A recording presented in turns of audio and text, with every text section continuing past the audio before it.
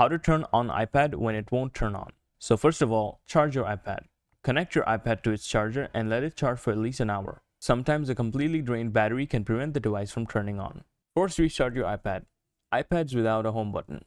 Press and quickly release the volume up button. Press and quickly release the volume down button. Press and hold the top button until the Apple logo appears. iPad with a home button.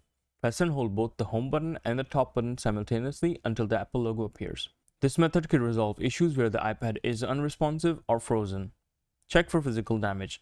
Inspect your iPad for any signs of physical or water damage that might affect its functionality. I hope this helps. Thanks for watching.